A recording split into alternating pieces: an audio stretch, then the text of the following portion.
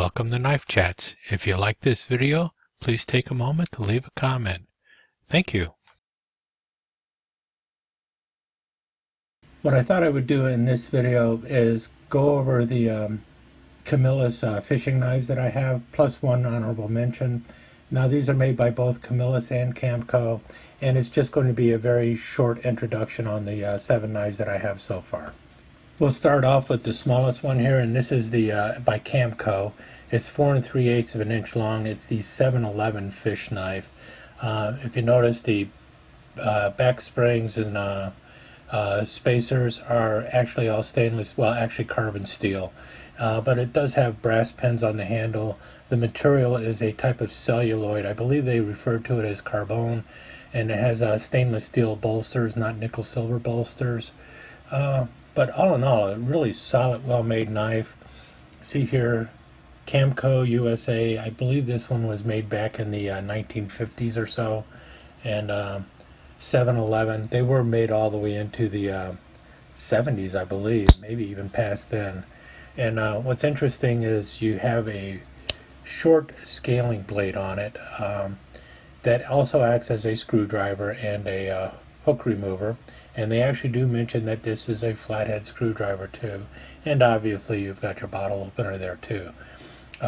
So that's the 711. Let's move on to the next one.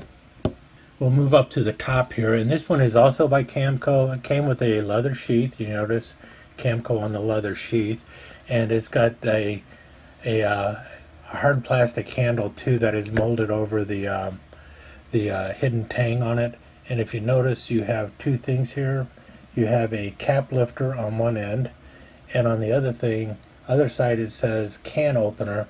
Now this is the old style can opener that would be used for punching into a beer can or something. And if you notice, this has a fish scaler on the top of this short blade here. Overall length of this knife is not too big. It is yeah, right at 7.5 inches long, with a blade that's right at almost 4 inches long. You'll see the exacts in the specifications. These were made back in the 1950s, Camco USA, and this actually turned into the host knife. I have a video on the host knife also already. But this came in two ways, either with or without the scaler on the top. If it was the scaler, it was known as the Fisherman, and if it did not have the scaler on the top, it was known as the Sportsman or the hunting knife. But basically the same knife. The only difference is one had a scaler and one did not have a scaler. The one without the scaler is actually harder to find, and they both came with the same leather sheath, which isn't a bad sheath considering that it was in their economy line. Now this knife here is one from World War II. This is the Army, Air Force, and Navy Aviators emergency fishing knife that was part of their emergency bailout gear. Obviously it was not designed for fighting off the enemy, but it was designed for living off the land. If you notice, you've got a hook remover on the bottom here. Obviously this came with their fishing gear. The handles are made out of a celluloid handle. If you notice, the back springs are well, the springs and the liners of the knife are all steel, so it's carbon steel liners and back spring, as well as the blade is also carbon steel, as well as everything else on this knife. It's all basically carbon steel and celluloid. And the reason they don't have brass liners in here is because brass was short during World War II, and they needed it for other things, mainly for ammunition casings and stuff. But what you have is a 5-inch long knife, 4-inch blade, scaler on the top, and you know, an obviously sharpened edge. You see here that it's a 4-line Camillus. That's one way that you know that it was used during World War II. And then the other thing you look for are the carbon steel liners in it. And you've got your little press here dummy liner lock, because the blade does lock. The liner is kind of worn out a little bit, but then after all, it dates from World War II. The other thing to look for is also the removable bail or clevis that's attached at the top, not at the bottom. And the reason it's attached at the top is so that it's out of the way of the blade when you're using the blade. So really smart design. The fact that it's removable is also nice. Let's move on to the next one. A very close civilian cousin of the Army Air Force emergency fishing knife is the Fisherman's Luck. This is their number 5 fishing knife, and it was around for quite some time. It was around before World War II and continued on after World War II, but not as the Fisherman's Luck, and the Fisherman's Luck will also change over times too. But the handle material on this one is now a composition material. This one dates from the mid-60s, so I believe it is now yellow Delrin, but they refer to the color as maize. You notice you still have the hook remover on the back end, just like you do with the Army Air Force knife. And you also have the liner up here, the liner lock up here, but the finish is much better. You also notice brass liners, brass pins, and when you open the blade, you still have the scaler on the top and your sharp edge here, but if you notice now you also have the addition of a cap lifter. And you see here Camillus, New York, USA, and on the back side number 5. And this is their number 5 knife. Their number 4 knife was their switchback or toothpick knife. The number 5 knife is the fishing knife or the angler, or they have several names for it. In this case, it's the Fisherman's Luck. They also make a 2-blade version of this in their number 25 pattern, I believe, or 21 pattern. I don't have one of those yet.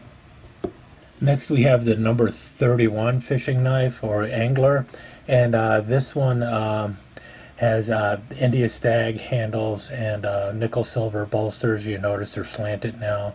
You've got 2 layers going on, brass liners, stainless steel back springs, and you've got the long scaling blade now with the hook remover and the cap lifter there, and then the long 4-inch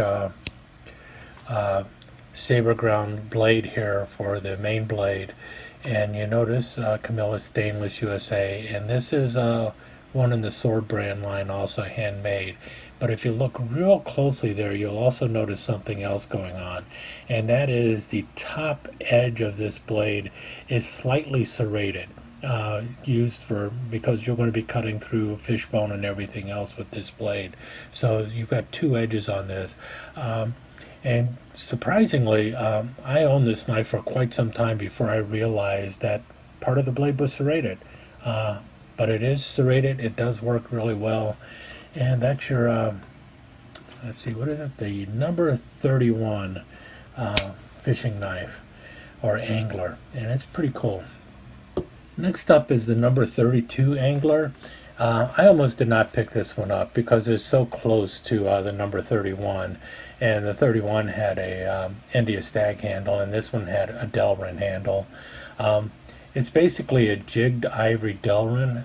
I later found out that the shield there, that's actually a pewter, the bass in there is actually made out of pewter, and then it's covered in a clear acrylic.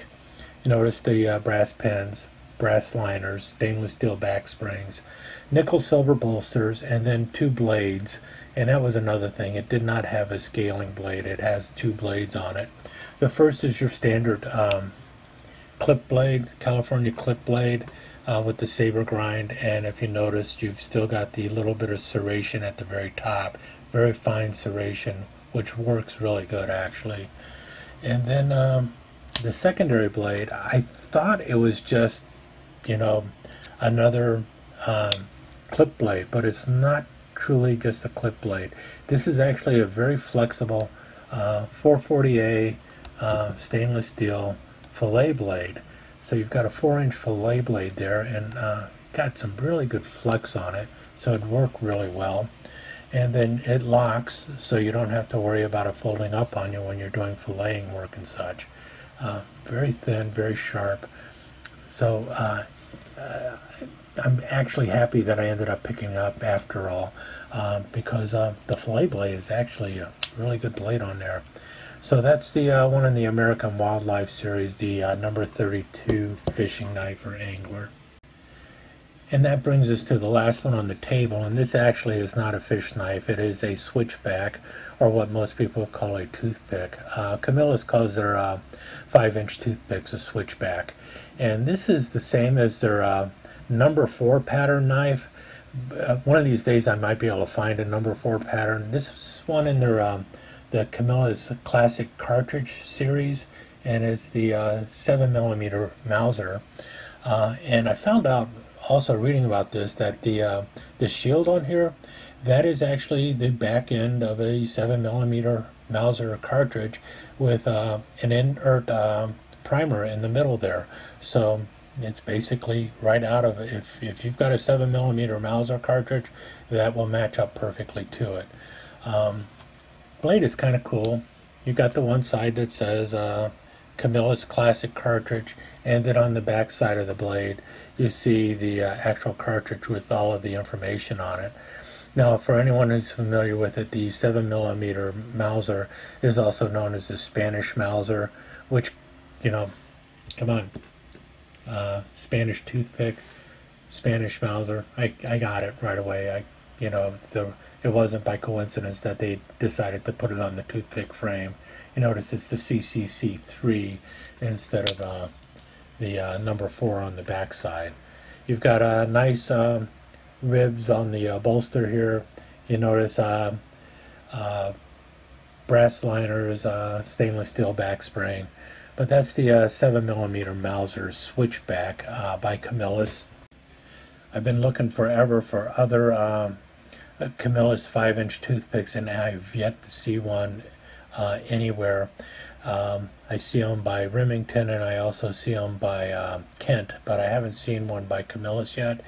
And it's so often when I look in the catalogs and stuff for them, it always says that they're out of stock or unavailable. So I don't know how often they actually turned out the 5-inch toothpicks, but if I ever find one, you'll know there'll be a video on it. Anyway, there's a video on 7 knives by Camillus. 2 of them Camco, 5 of them Camillus proper, 6 of them fishing knives, 1 of them a switchback. Hope you enjoyed it. If you're interested in more information on any of these knives, just shoot me a comment and I will dig it out for you.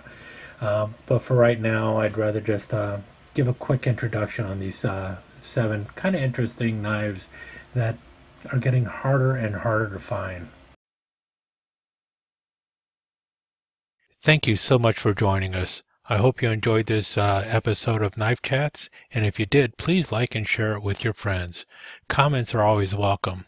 Don't forget to subscribe and ring that notification bell so you'll know when the next episode of Knife Chats is up online. Thanks again. Hope to see you soon.